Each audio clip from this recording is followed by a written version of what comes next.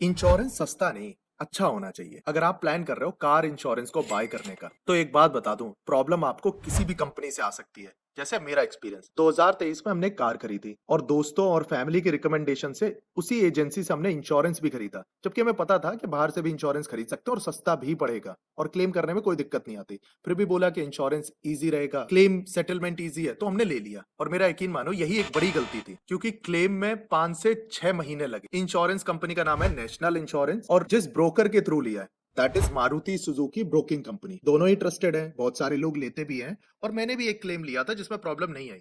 तो स्टोरी क्या है, मैंने पहला क्लेम 20,000 का लिया, उसमें कोई दिक्कत नहीं आई।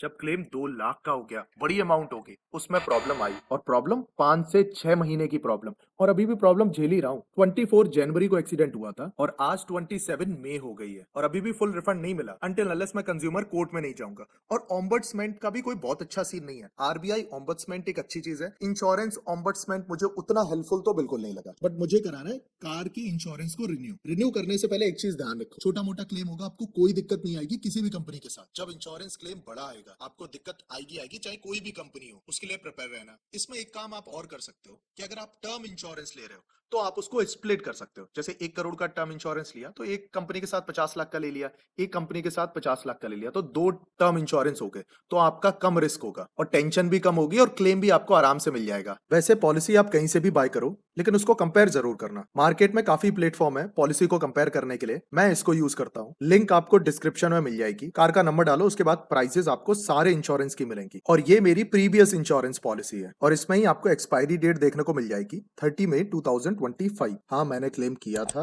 अब आपको ध्यान देना है आईडीबी जनरली 10% कम होती है। अगर नहीं आप कैलकुलेट कर पा रहे हो, तो इसमें आप प्रीवियस आईडीबी वैल्यू आप ले सकते हो आपके एग्जिस्टिंग इंश्योरेंस से, और वो यहाँ पे डाल देना। उसके बाद आईडीबी वैल्यू कैलकुलेट हो गई है। अब इसी के साथ कुछ ये एड ऑन्स हैं। जीरो डेप्रिसिएशन आपको लेना ही चाहिए, हाँ मेरी पुरानी पॉलिसी में था। Engine protection was there. ये सारे 4 एड ऑन्स मेरे पास पहले भी थे और अभी भी मुझे लेने हैं। अब इस फिल्टर के बाद मेरे पास 5 बेस्ट प्लान है। डिजिट इंश्योरेंस का सबसे सस्ता प्लान है, केवल 7,400 रुपए समथिंग। बट इसमें ध्यान रखना, ये इंश्योरेंस तब तक वैलिड है 15,000 किलोमीटर पर ईयर तक। उसके बाद आपको रिचार्ज कराना पड़ेगा किलोमीटर्स का। यहाँ पे लिखा हुआ है, यहाँ पे डिटेल्स में जाके और सारी चीजें आप पढ़ सकते हो। नेशनल इंश्योरेंस का मेरे पास प्रीवियसली था, बहुत बेकार है, नॉट रिकमेंडेड, बिल्कुल कंसीडर नहीं करूंगा। Shriram oriental, not really. जो सबसे अच्छे 2 ऑप्शन मुझे दिख रहे हैं, एक है रिलायंस जनरल इंश्योरेंस का, 98% क्लेम सेटलमेंट रेशियो है, केवल 2% क्लेम्स को रिजेक्ट किया है। और आईसीआईसीआई लैम्बॉर्ड 96.7% क्लेम सेटलमेंट रेशियो है, ये भी काफी अच्छा है। आइडियली मैं रिलायंस जनरल इंश्योरेंस या फिर आईसीआईसीआई लॉम्बार्ड, दोनों में से कोई भी एक बाय कर सकता हूँ। दोनों में थोड़ा सा डिफरेंस है, बता देता हूँ। एक साल में 15,500 किलोमीटर तक अगर आपका व्हीकल चलेगा तो ये वैलिड है। उसके बाद आपको किलोमीटर्स का रिचार्ज कराना पड़ेगा जैसे ही आपको लगे कि आपके खत्म हो रहे हैं। इसमें आपको zero depreciation, engine protection, consumable, invoice to price सब कुछ मिलता है, वो भी 11,240 रुपए में। और यहीं पे आईसीआईसीआई लैम्बॉर्ड का प्लान आप बाय कर सकते हो। इसमें प्राइस थोड़ी सी बढ़ जाती है, 13,555 रुपए। इसमें लिमिट आपको नहीं मिलती इन केस। साथ में zero depreciation, engine protection, invoice price, consumable सब कुछ मिलता है। इसमें 3 कैशलेस गैराज है मेरे एरिया में,